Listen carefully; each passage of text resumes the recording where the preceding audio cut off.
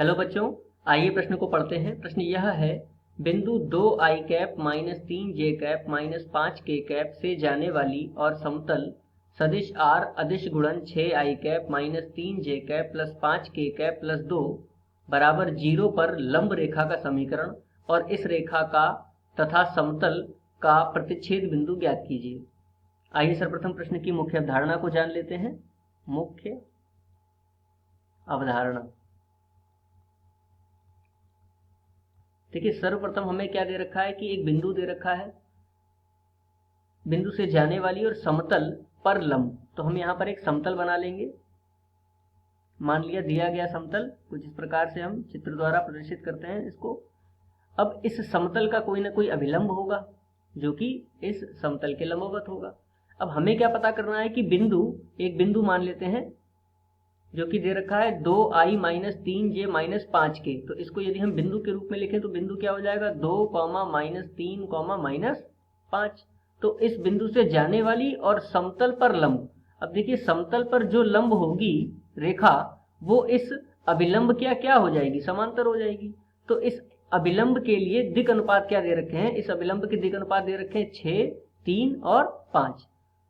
तो इस अभिलंब के दिक् अनुपात यहाँ पर लिख लेते हैं 6, माइनस 3, 5। और हमें ये चित्र द्वारा दिखाई दे रहा है कि इस बिंदु से जाने वाली रेखा जो कि समतल पर लंब है वह इस अभिलंब के समांतर होगी। ठीक है। और किसी भी बिंदु से जाने वाली रेखा का समीकरण क्या होता है, x माइनस x1 बटा a बराबर y माइनस y1 बटा b बराबर z माइनस z1 बटा c। ठीक है, जहां पर x1, y1 और z1 क्या होंगे, जिस बिंदु से वह गुजर रही है वह बिंदु।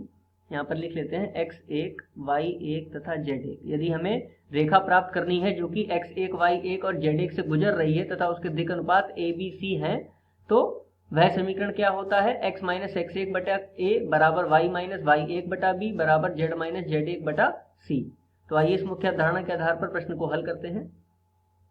प्रश्न में जिस बिंदु से यह रेखा गुजर रही है वह क्या दे रखे हैं, 2, माइनस 3, माइनस 5।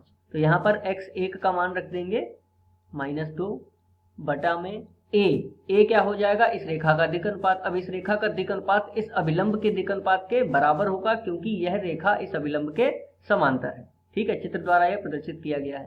तो यहाँ पर a का मान कितना हो जाएगा, 6 बराबर y माइनस y1 का मान है -3। तो यहाँ पर हमें प्राप्त होगा +3 बटा b का मान है -3 बराबर z माइनस z1 का मान है -5। तो यहाँ हो जाएगा +5 और बटे में कितना है, 5।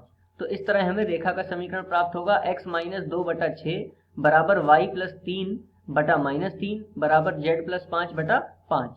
तो यह इस रेखा का समीकरण हो जाएगा। आधा प्रश्न यहाँ पर हल हो जाता है। इसके बाद हमें प्राप्त करना है इस रेखा तथा समतल का प्रतिच्छेद बिंदु। इसको प्राप्त करने के लिए हम इस समीकरण के बराबर में एक अचर मान लेते हैं लैम्डा और यहाँ से x, y, z के क्रमशः मान प्राप्त करते हैं। तो देखिए x का मान हमें क्या प्राप्त होगा, यदि हम x माइनस 2 बटा 6 बराबर लैम्डा लिख लें तो x बराबर हमें क्या मिलेगा, 6 लैम्डा माइनस इधर जाकर के प्लस बन जाएगा तो +2। y बराबर कितना मिलेगा, -3 लैम्डा -3 तथा z बराबर कितना मिलेगा, 5 लैम्डा -5। अब देखिए जो x, y, z के हमें मान प्राप्त हुए हैं, यह x, y, z के मान इस समतल के समीकरण को संतुष्ट करेंगे। क्यों संतुष्ट करेंगे, क्योंकि यह इसके प्रतिच्छेद बिंदु हमने माने हैं। ठीक है, क्योंकि हमें तो प्रतिच्छेद बिंदु पता करने हैं, तो जो भी इस समतल और रेखा के प्रतिच्छेद बिंदु होंगे वो इस समतल को संतुष्ट करेंगे। तो यहाँ से जो x, y, z के मान हमें प्राप्त हुए हैं वो इस समतल के समीकरण में रख देते हैं। अब देखिए समतल का समीकरण अभी सदिश रूप में लिखा हुआ है, तो माना सदिश r को xi plus yz yj plus zk।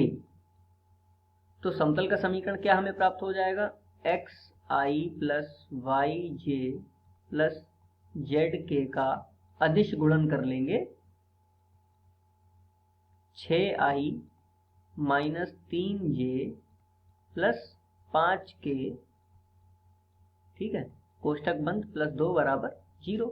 अब देखिए यहाँ पर ये सदिश रूप है। अब जब हम इसका अदिश गुणन कर देंगे r सदिश के साथ में, तो हमें इसका कार्तीय रूप प्राप्त हो जाएगा। ठीक है, तो हमें क्या प्राप्त होगा, देखिए 6x minus 3y plus 5z plus 2 बराबर 0। तो ये हमें समतल का समीकरण प्राप्त हो गया, समीकरण 2 मान लेते हैं, और ये इसका कार्तीय रूप है। ठीक है, प्रश्न में दिया गया रूप कैसा था, सदिश रूप था। अब देखिए ये कार्तीय रूप एक्स वाई जेड के रूप में आ गया, तो यहाँ पर एक्स वाई जेड के मान जो प्रतिच्छेद बिंदु हमने माने हैं उनको संतुष्ट करा देते हैं। तो 6 और x यहाँ पे क्या रखेंगे, 6 लैम्डा प्लस 2। अगले प्रश्न पर इसको लिखते हैं, 6 कोष्ठक में 6 लैम्डा प्लस 2। अगला है -3 और y का मान कितना है, -3 लैम्डा -3, -3 कोष्ठक में -3 लैम्डा -3। इसके पश्चात 5z है, तो 5 और z का मान है 5 लैम्डा -5, तो प्लस 5 लैम्डा -5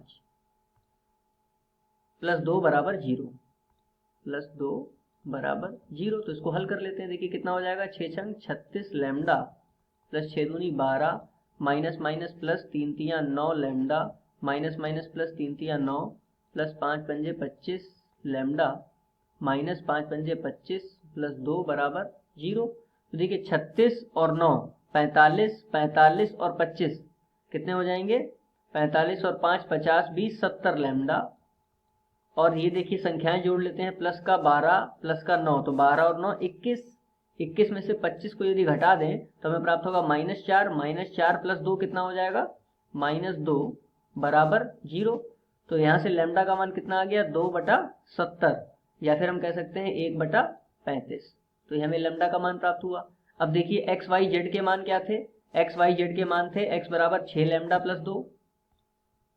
तो यहाँ पर लिख लेते हैं x बराबर कितना था, 6 लैम्डा प्लस 2, y बराबर कितना था, -3 लैम्डा -3, तथा z बराबर कितना था, 5 लैम्डा -5। तो यहाँ सभी जगह हम लैम्डा का मान रख देते हैं। तो इस प्रकार हमें क्या प्राप्त होगा, x बराबर 6 की 1 में गुणा होगी तो 6/35 प्लस 2, y बराबर क्या प्राप्त होगा, -3/35 -3, तथा z बराबर प्राप्त होगा 5/35, तो 5 7 35 यानी कि 1/7 -5। तो सबके बटे में 1 लेकर लासा लेकर हल कर लेंगे, तो देखिए कितना आएगा, 35 35 दूनी 70 प्लस 6 76/35, ये x का मान प्राप्त होगा। y का मान आ जाएगा 35 तियां 105 और 3 108/35, और z का मान कितना आ जाएगा, 7 पंजे 35 में से 1 घटा लेंगे तो 34/7। तो इस प्रकार प्रतिच्छेद बिंदु हमें क्या प्राप्त होंगे, 76/35 -108/35 -34/7, जो कि मुख्य अवधारणा के आधार पर दिए गए प्रश्न का उपयुक्त उत्तर है। आशा करते हैं आपको समझ में आया होगा। धन्यवाद।